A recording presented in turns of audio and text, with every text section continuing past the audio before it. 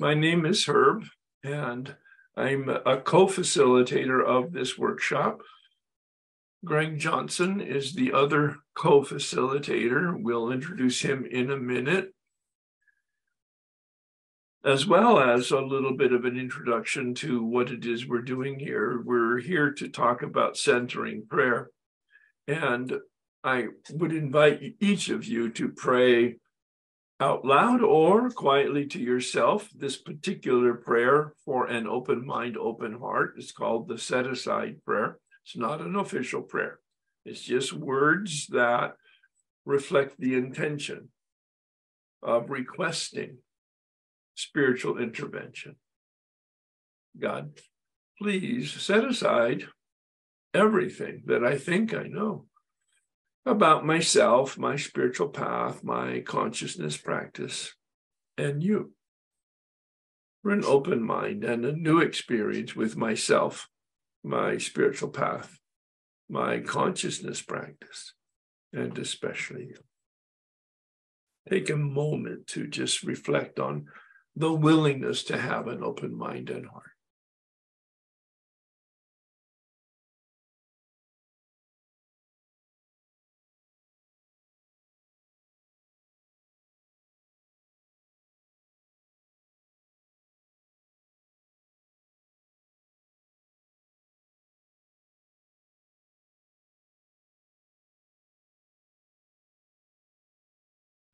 And join me in a prayer for serenity.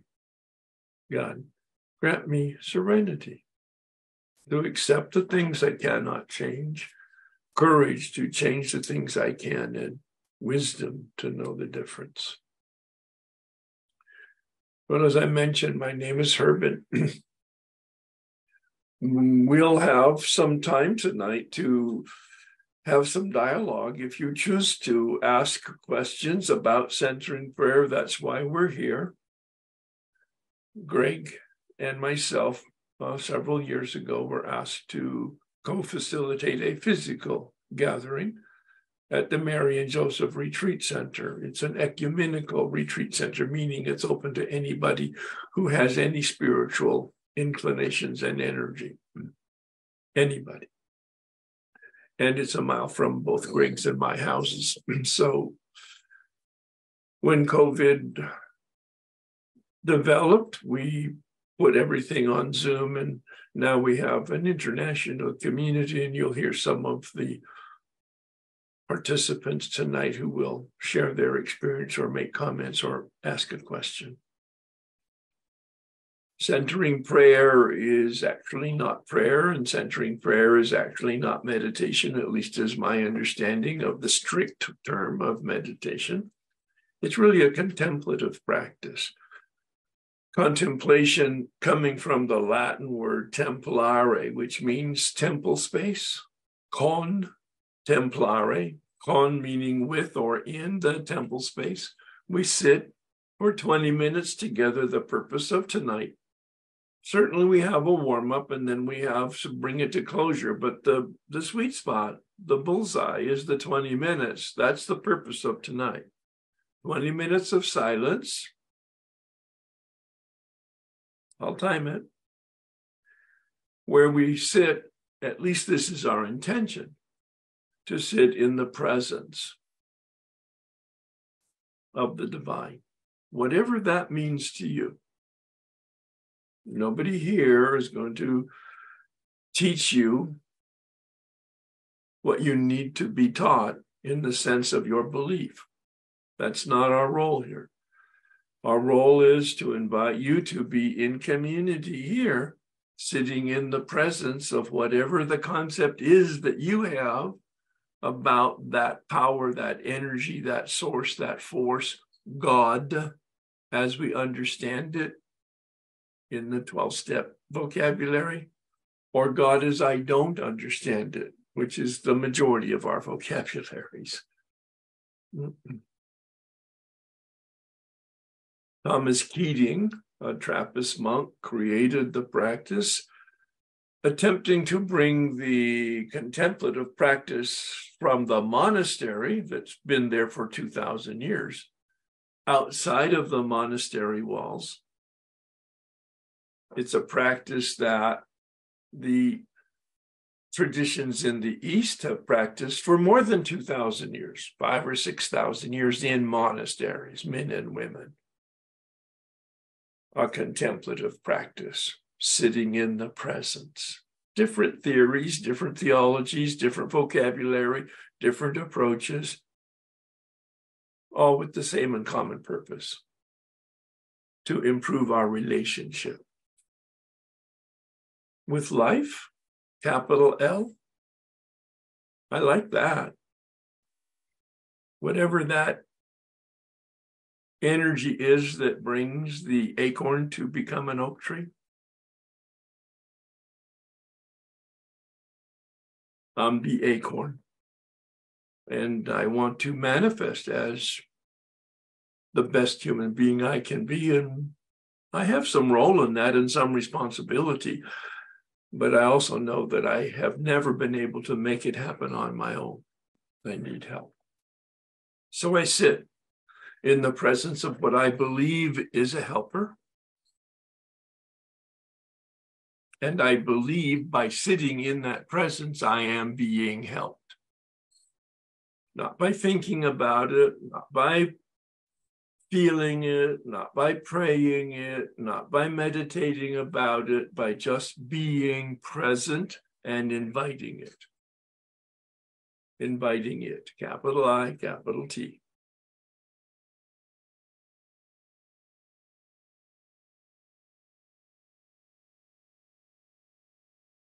In about 20 or 30 minutes, we will pause to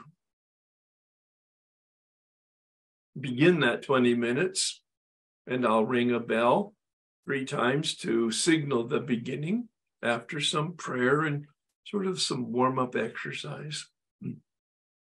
And then at the end of the 20 minutes, I'll ring the meditation bell once to signal the conclusion of the 20 minutes. And on both sides, we'll have questions and commentary and sharing to the extent that you want to. Neither Greg nor I will call on you, usually, unilaterally. Sometimes we will, but most of the time we don't.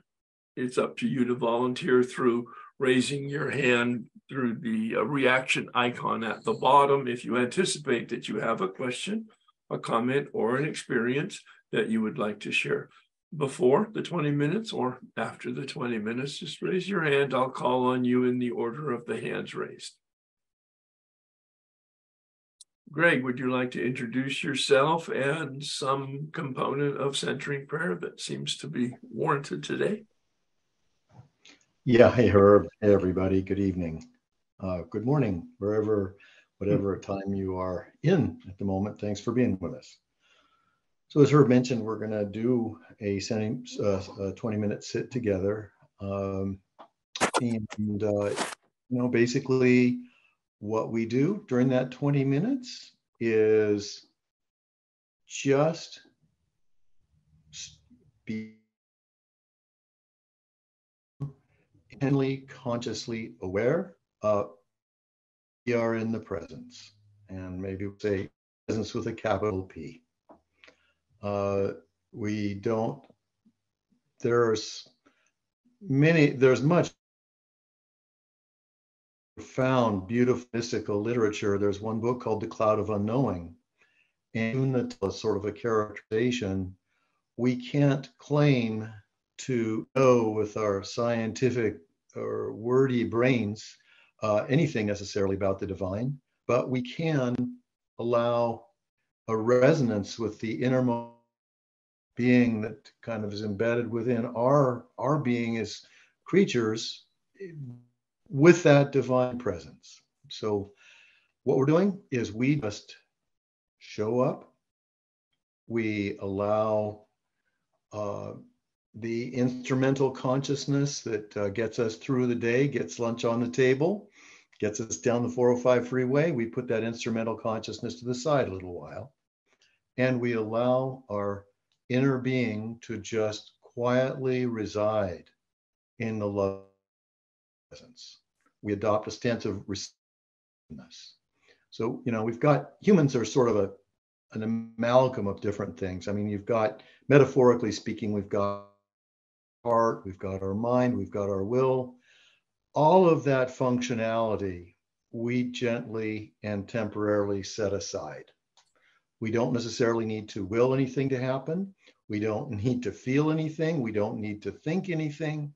What we need to do is transparently and with emptiness come into the present and allow the presence to transform us and carry forward just one little step at a time. Every morning, just show up and allow that presence to sort of marinate down into your being over time. Now, again, they call it a practice. When you start doing it, there's probably a few starts, there's a little bit of discomfort, there's a little bit of excitement, euphoria, all sorts of things. But, after you do it for a little while, for a good little while, just like playing the piano or something, it becomes more natural. It feels a little bit more natural and a little bit more kind of, something that we kind of begun to get a little bit of a feel for and gotten the hang of. People oftentimes talk about, well, gosh, thoughts just encroach. Well, it does. It happens to all of us. And so what we do is we select just a little gentle word that Thomas Keating refers to as a sacred word. Sacred is possibly almost a misnomer. It's just a gentle little tool that happens to be a convenient way to allow us to recenter ourselves, to re-anchor ourselves, to once again show up consciously, intentionally in the presence. So yeah, Herb will ring the bell and 10 minutes will be over. And Herb likes to say, which I think is a beautiful thing, it was good enough. Sometimes there is a maelstrom. Sometimes there is a motion that is creating a little bit of a gust of wind in your heart.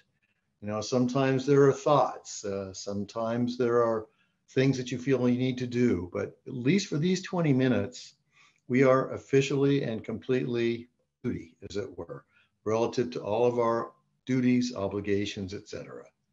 Discovered that if I practice consistently and regularly during those 20 minutes, the other 23 hours and 40 minutes of the day tend to go better, actually, as it turns out. This isn't necessarily a self-help program. That's, if you will, just a sort of a characterization of a person who is beginning to be taken on that path of transformation.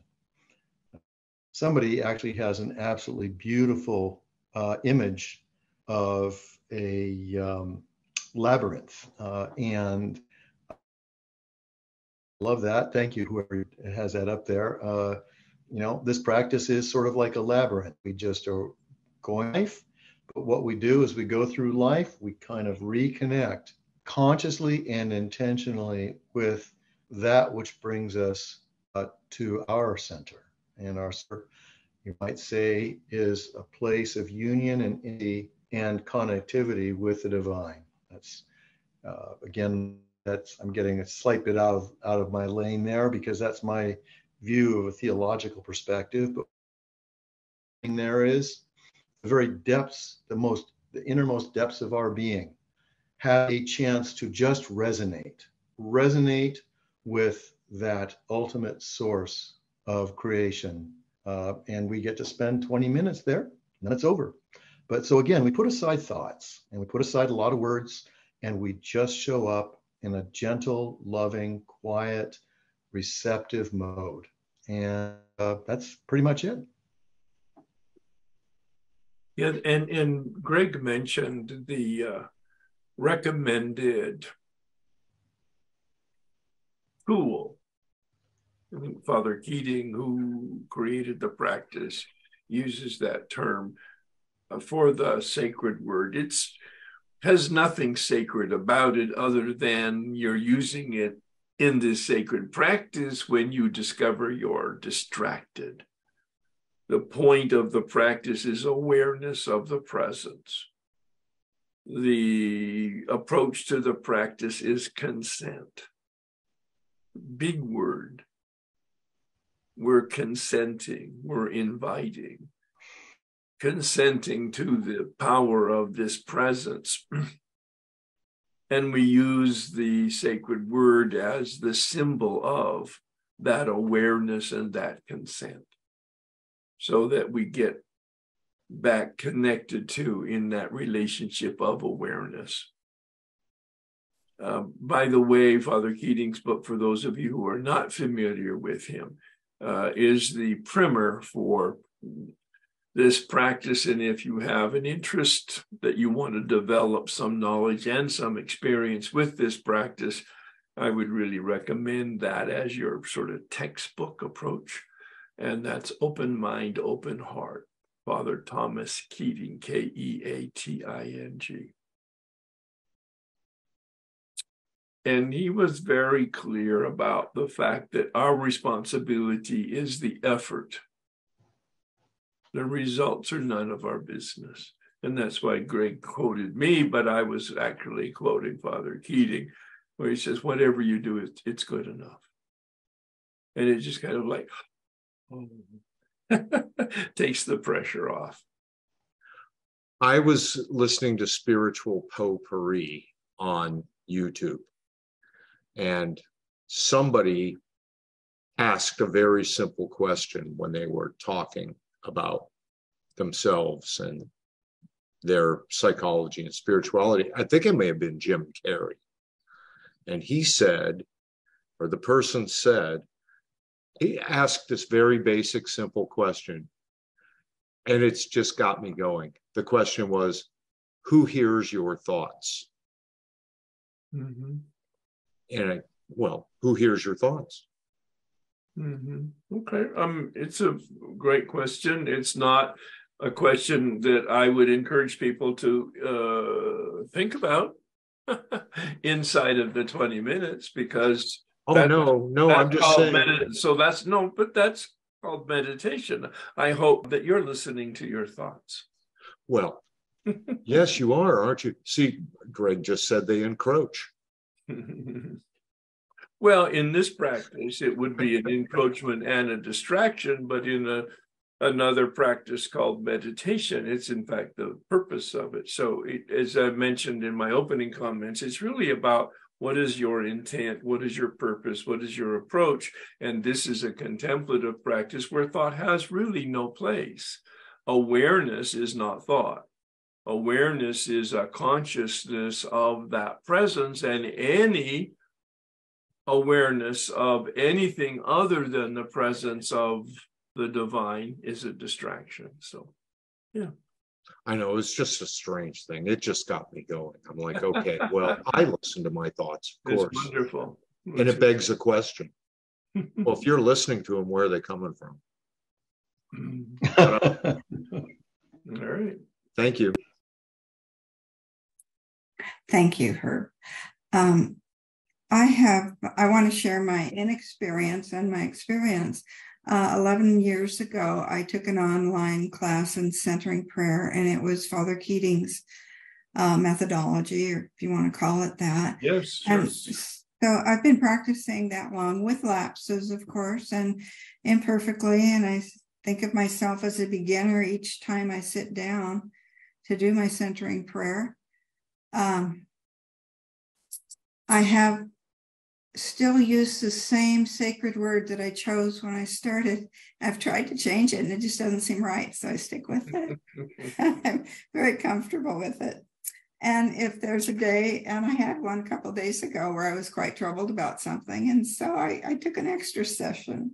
Mm-hmm. And often I do it 30 minutes. And I have open heart, open mind, and I started looking at it again. Haven't looked at it for a long time, and it's like I'd never even seen it because my eyes are different.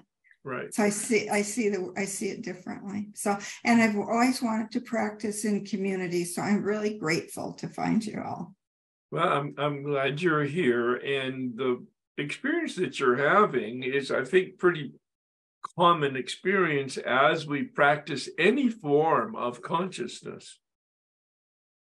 Down the road, no matter how consistent or inconsistent we are, our consciousness improves so that when we come back to read something that we read previously, we have a whole new awareness, a consciousness.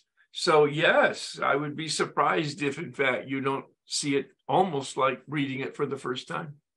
Exactly. Yeah, thanks so much. Thanks, Herb. Thanks, everybody. So I just started about a month ago. I came to your session a month ago, and I did try to practice. And I guess what I want to just share is what happened to me during the month. Right. I thought it was a very unusual approach. You know, I had never tried anything with this particular intention before. I've done a lot of meditation, but I do agree with you that the experience was different than just this intention to get close. And I was surprised at the number of distractions that are going on in my mind. I was really quite surprised. I was returning to my centering prayer all the time. You know, I was feeling my body and resisting or being distracted in one way or another. But it was quite a different experience. And then this was a rough month in my life. I got a few unexpected events happened, and I was able to deal with them with remarkable ease. I thought, you know, I'm just not bouncing all over like I normally would. And then I was doing something with a 4th and 5th step group with a group of emotionally disturbed people. I was working on my 4th and 5th step, and I asked God to bring up some, the way the exercise went, we were supposed to ask our subconscious mind to bring up relationships in childhood, young adulthood that were troubling. And so that lasted a couple of days, and I got some great things that scared the hell out of me, you know, that I hadn't thought about, but have been lingering in my subconscious, affecting me all my life. And I was amazingly able to work through it. You know, I was frightened by what came up, and then I stayed centered, I guess, stayed balanced and worked through it. And it was really a profound experience. So I guess I like the practice. I found it you like the outcome. You like the outcome, and therefore it reinforced the possibility the practice might be helpful. It was exciting for me. And I also wanted to ask you if you think that a group like this is helpful in addition to the practice independently. And how long have you and Greg been practicing? I was just wondering. The answer is yes. We do feel the community gathering is helpful to most people, but it's not a replacement for an individual practice from my standpoint. I think that's where this group serves a purpose from my standpoint. I've heard Greg say the same, that it's an accountability and a reminder, and an other people sharing is also helps us refine our own approach to try different things or think different thoughts or etc. Let's see, and with regard to your experience, I think in the same way that the lady talked about reading the book for the second time, Chris, earlier, the comment I made is anytime we improve our consciousness as a practice, we're going to have more light. And what you indicated is that you're accessing, and you didn't say it this way, but that's the way I heard it, you're accessing the unconscious or subconscious in a way that wasn't available to you before. And Father Keating talks about that.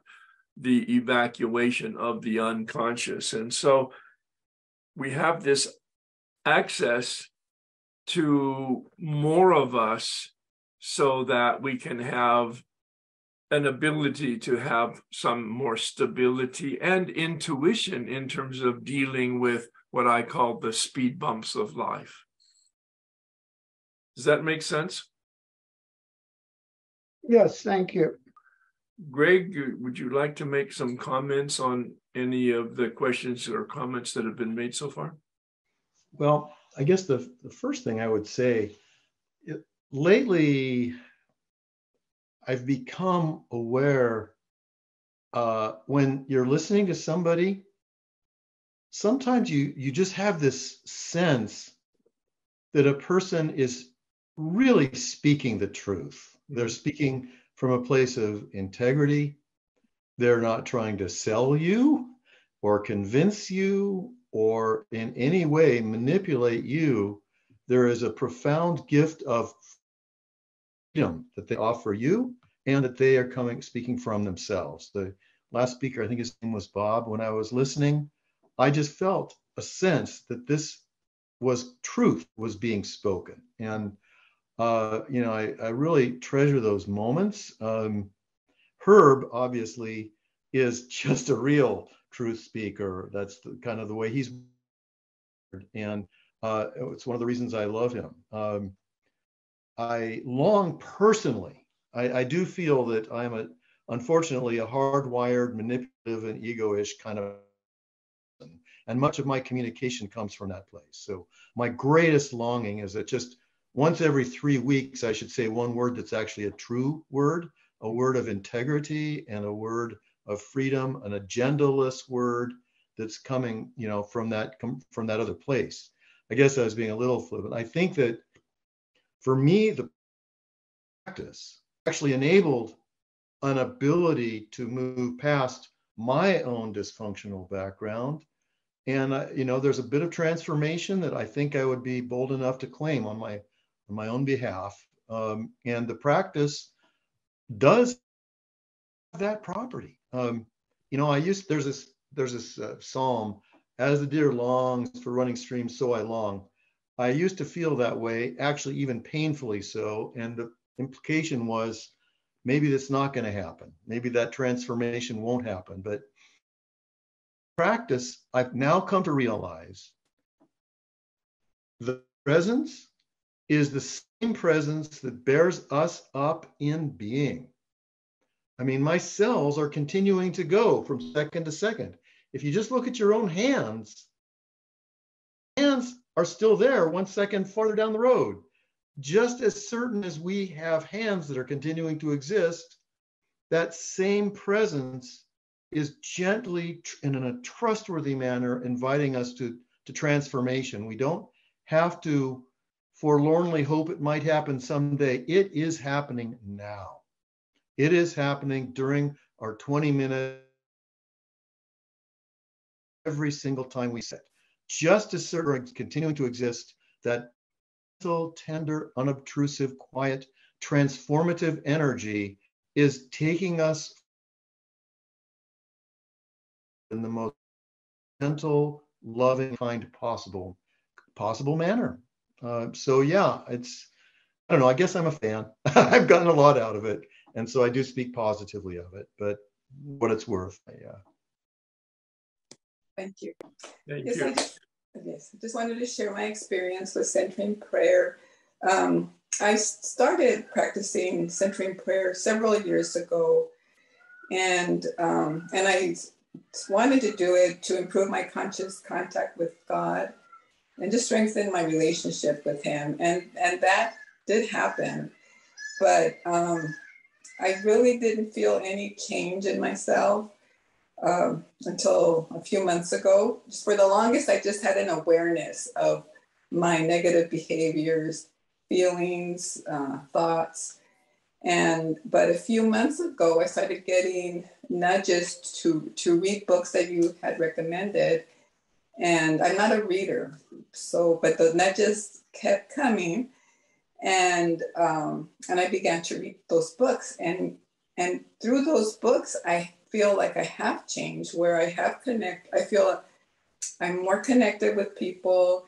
My relationships have improved. My self-esteem has improved. And so, yeah, that's been my experience with centering prayer. Thank you. Thank you.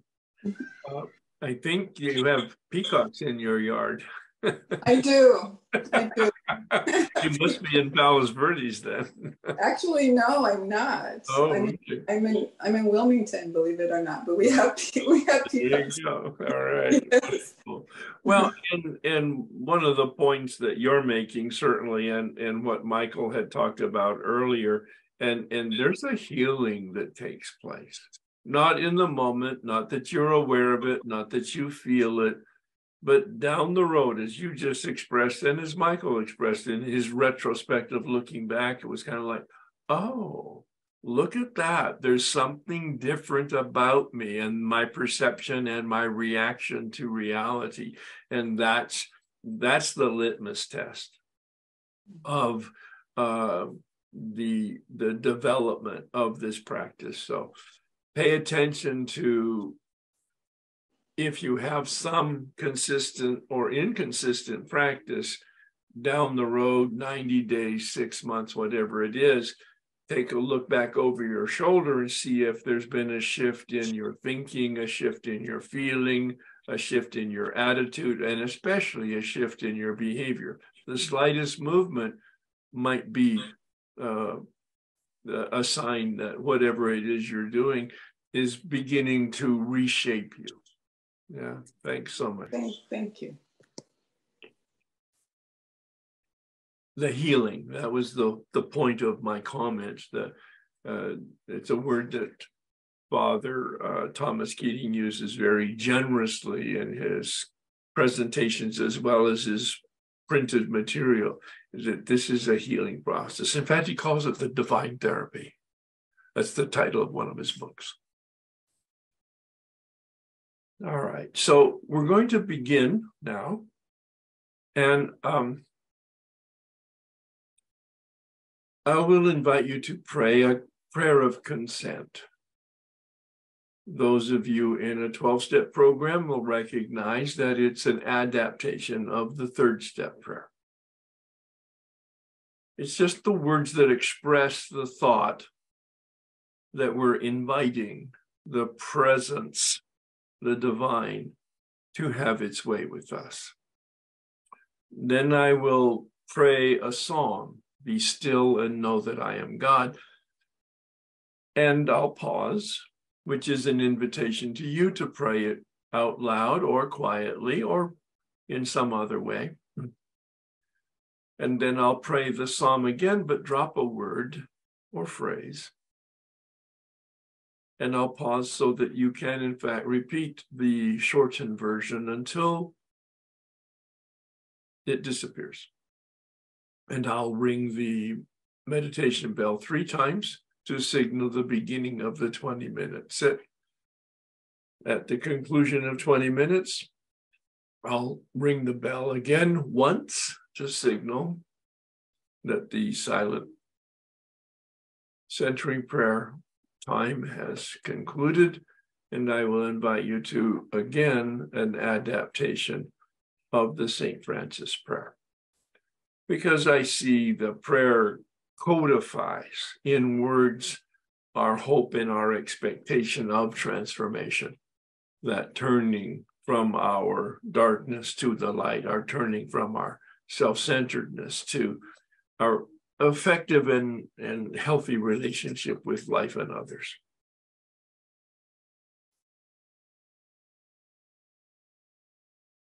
So please get comfortable.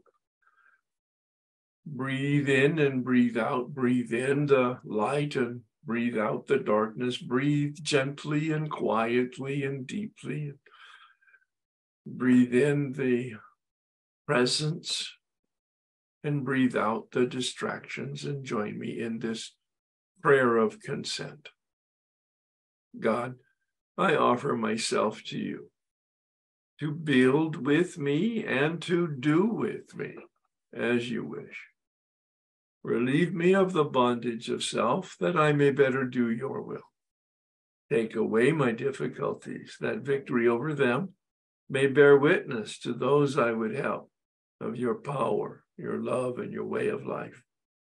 May I do your will always. Be still and know that I am God. Be still and know that I am.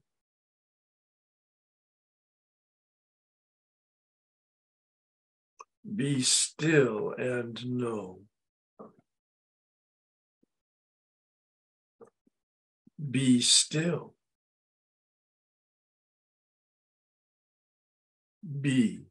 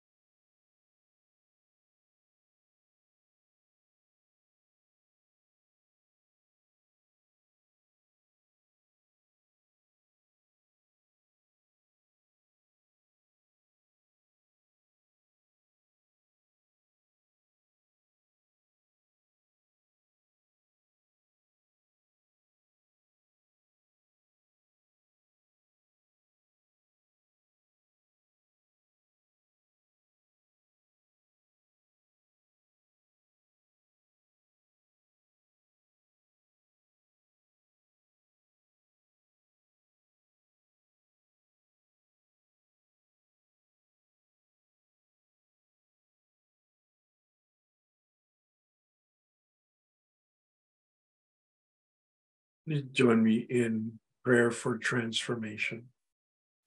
God, make me a channel of your peace, that where there is hatred, I may bring love, that where there is wrong, I may bring the spirit of forgiveness, that where there is discord, I may bring harmony, that where there is error, I may bring truth, that where there is doubt, I may bring faith, that where there is despair, I may bring hope, that where there are shadows, I may bring light, that where there is sadness, I may bring joy.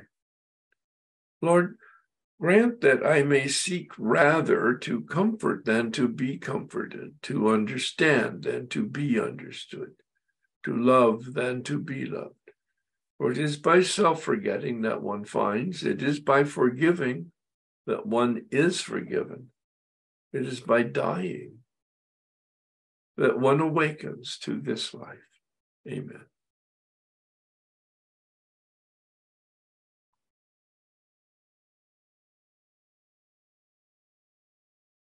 So if you have any questions or comments or experiences, either from the beginning of our conversation or during your 20-minute sit, or something else that's occurred, raise your hand and I will call on you in the order of your raised hands.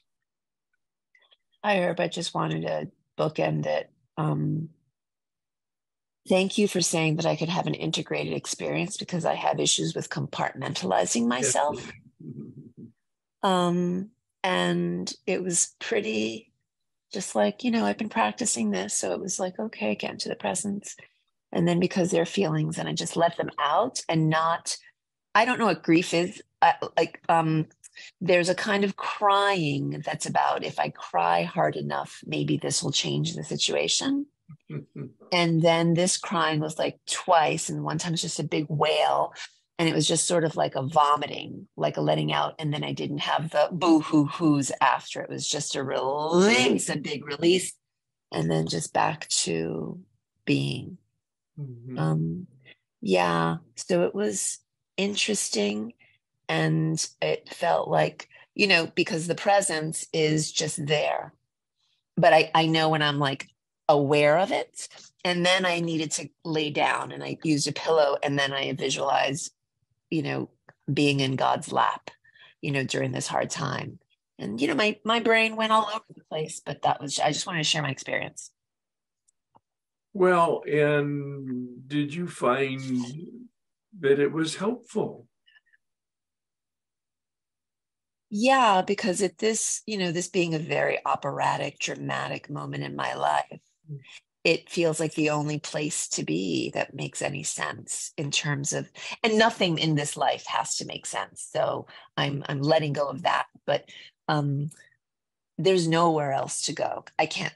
I very much today was thinking about reality. I need to be in reality. And I did a meditation with my dad. I had a guided meditation about acceptance and blah, blah, blah. I was like, let's do this.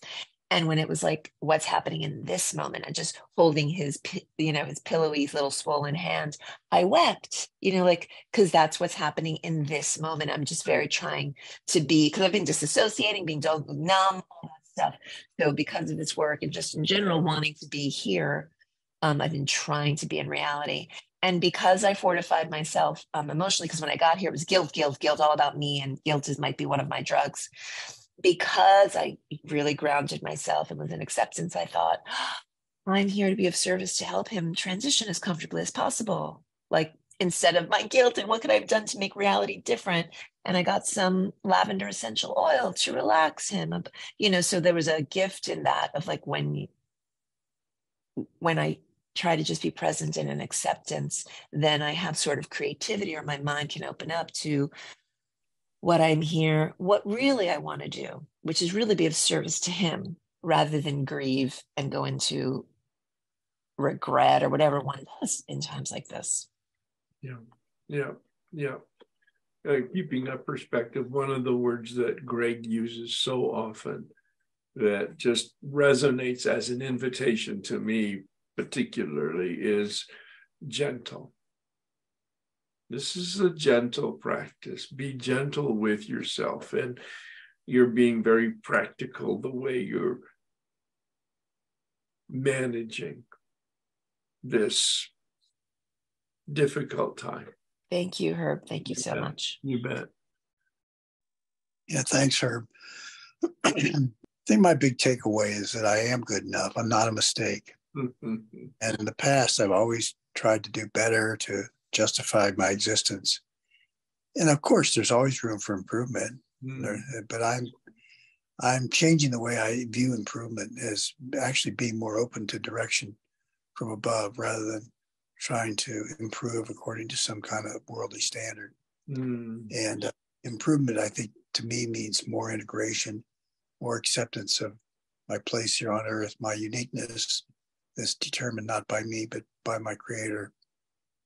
And just trying to integrate more and be a person of goodwill and just relax and let God do what he does and just try to fall in line. So it's a big change because I've always thought of myself as inadequate or wrong or fouled up or, twisted in some way. And I think I have been, but it's the correction is more of an opening and a relaxing rather than it is a actual active fixing. It's allowing me to accept my place here that is ordained from above, not by worldly standards. So I hope it's not too confusing, but it's a big change for me. That's a remarkable description of, I think, authentic human growth. We don't even have to use the word spiritual, although it's clearly quite spiritual. One of my colleagues talks about the development as placing our center of gravity deep inside ourselves rather than in people or circumstances outside of ourselves. And that's what I'm hearing. Thank you. Yeah, that encapsulates a lot of it. Although I would put my center of gravity above myself rather than inside myself, or maybe trying to integrate with the aboveness and the inside part. See, I really like the term integration. That is correct. Because is there really an above and below, outside or inside? That's kind of like the question that Bob asked. I mean, who's doing the thinking and who's doing the watching? Well, it goes that the other thing I thought, my feeling was that I'm not good enough. And then I followed that up. And it says who? My creator. That was my my assumption that's wrong. So, well, thanks very much. Hi, Herb. Good to see you again. Good to see you. Thank you so much. I just want to say, I wasn't going to share, but I just want to thank you, Greg, for your sharing, because what you said really touched me deeply about when you share about telling the truth, and that because that actually it's been like just something I've been struggling with. I'm just because of this process, I'm just like able to see how I'm not telling the truth. And it's not like, about lying, but it's just basically, I can just watch myself opening my mouth, saying something, and then looking down to the audience like, do you like what I just said? Are you accepting me? Are you reacting? It's just so sickening. And I just had moments when of being authentic, and actually telling the truth because of this process. And it's so refreshing. And, if I would be asked the question, or what do you want? What do I want from this process? What do I want in life the most, right now? That's what I want. I want to be true to self, as you, Herb, said, I want integrity. And as the person who spoke before said, that this is the way of growth. So I just want to share that, and then thank you so much. Thank you, Greg, and thank you, Herb. Thanks, Greg. Do you have any supplement on that comment? I really appreciate hearing that. Let me just, that's the truth. I'll say that. The thing is, in an amazing sort of a way, we are facilitating each other becoming more free. Truth comes, it's a liberating thing where I am not trying to shrink you or change you or move you. On those rare occasions when truth is spoken, it comes from a place of freedom, and it has this effect of freeing you. There's like a safety that the centering prayer practice grounds us in. We are fundamentally safe with our higher power.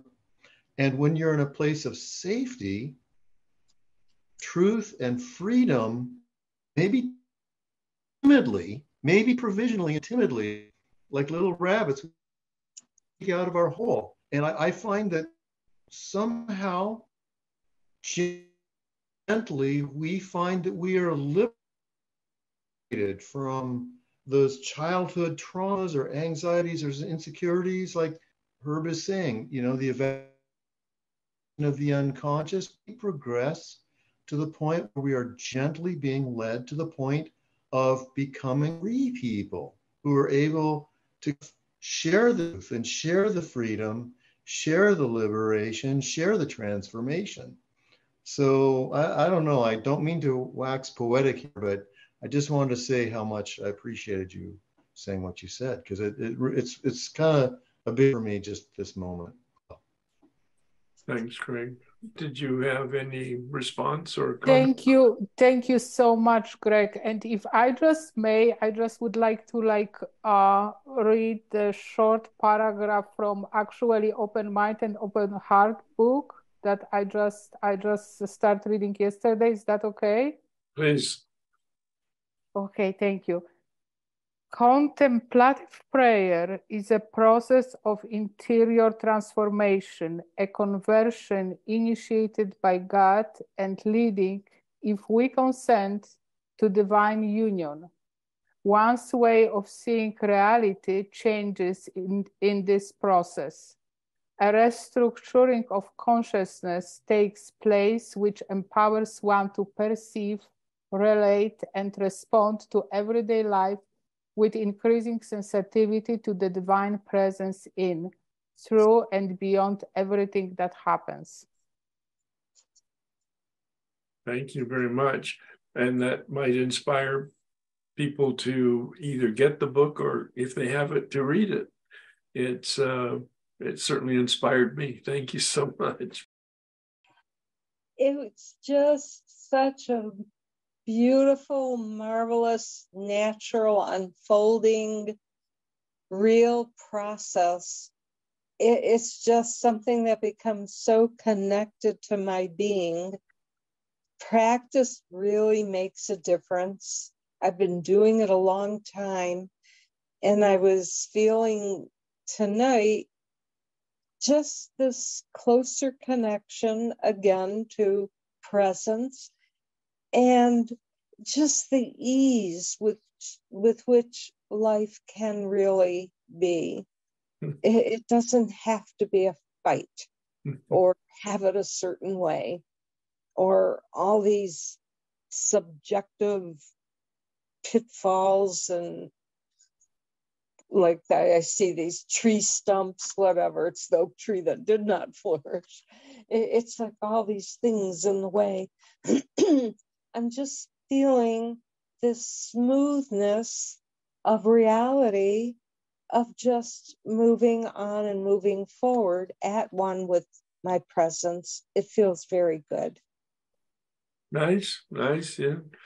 And you've been after this a while and consistent, so it's wonderful that you're experiencing the impact. Thank you very much. Thank you. I Well, I heard Greg say rabbit hole. I actually have rabbits, and you do have to approach them quietly and safely. I thought I'd raise my hand and get out of my rabbit hole and just say, I really appreciate the group. I don't share that much. I don't know if it's because it's late and I'm tired, but I was really feeling like doing it in a group is like being, I don't play a musical instrument, so I imagine it's like being in a symphony where we're all playing a different instrument, not trying to, play like someone else, So I really appreciate that. And this week I was missing the group last Wednesday, so I went on YouTube and started listening to Thomas Keating, and he's got stuff on there. I didn't realize he was so funny, actually, because I've only read his stuff. But he was saying how the spirit, you rest. It's not violent, you rest in the spirit. And after you've rested for a while, then the uprising of old stuff comes up, and you get to no, he doesn't say you excavate it. The divine healer, I guess, is what he's saying. It excavates it, and he goes, and sometimes you can have long rests where spirit's going, and then all of a sudden, all the stuff uprises, and it can happen in a 20-minute, or it could go on for a while. So it was really good to hear, because it was just good to hear that, the experience that everyone goes through that experience. It's not like each one's going to be better, it's like, well, no, some of them don't feel so great, And one of the things he said that will uprise that caught me too, he goes, of course, the big things like fear and anger, he goes, but then you'll have buggers like apathy. And apathy isn't depression. It's like your friend says, hey, do you want to go do something? And you're like, nah.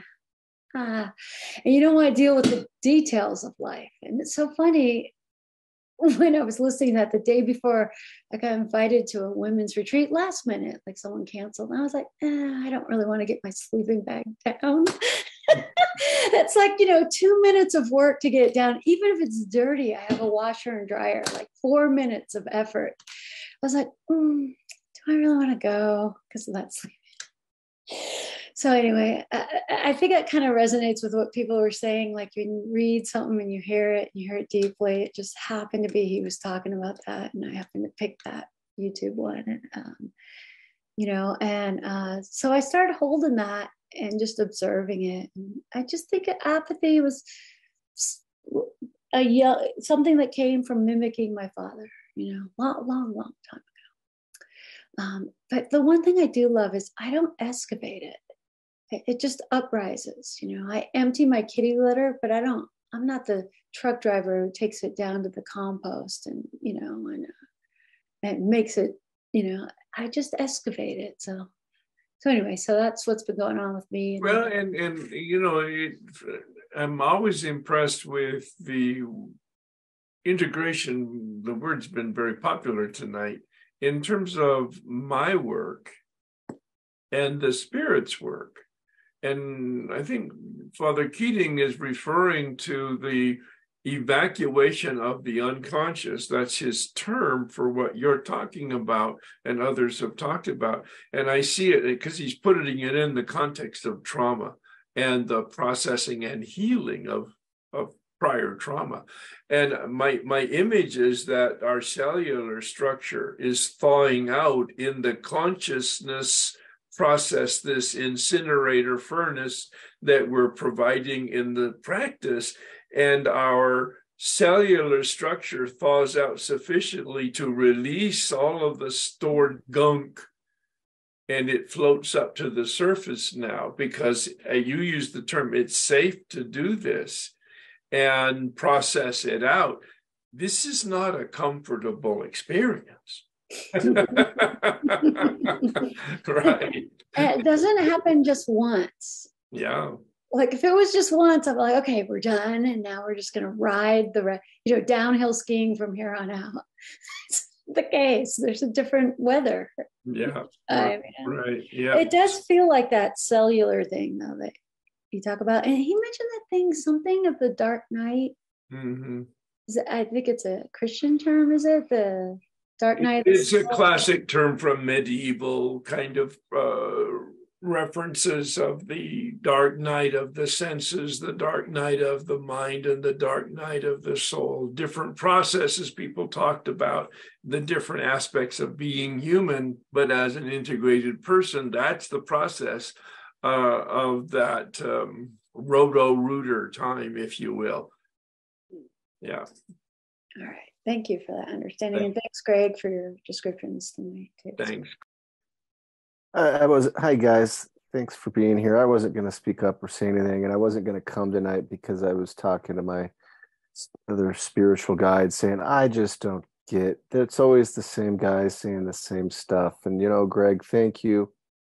I forgot that you were here. I didn't never forget, but the rabbits peeking their head out of the hole is brilliant, and I can count. I should remind myself to count that I can count on you to always, and you too, Herb, and everybody here. Thank you. Like the last woman was saying, there's the unique perspectives, and tonight for me was not a great sit, but it was but apparently was a great sit. Because today it's been just a rat-filled week with the thoughts and but you know what? I was a lot of purging going on, which then tells me I think I need to do a little, you know, as I'm sitting here now, you know, kind of thinking, I think I need to do a little more thinking on top of my contemplation outside of this, and, you know, step up my meditation a little bit.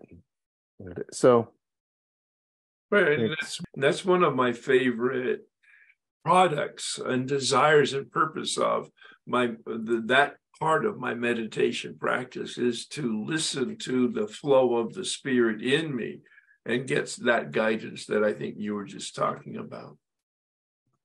Thanks, guys. Yeah. Hi, Herb. Hi. Really glad I came on this meeting tonight. You know, I've been in a relapse of my, you know, I definitely am in 12-step programs, and you know, I've been in a relapse with food, and I've been completely hooked on, you know, I'm a YouTube addict as well, and it's like I really feel like it's just really been killing me, you know, taking away all my time and my energy, and coming on this meeting and just being able to just to be quiet. That's really what's missing for me, because my mind is racing all the time, like kind of like living on adrenaline. And I guess I just wanted to share that, and maybe I assume that your suggestion would be like do more meditation. Well, you know?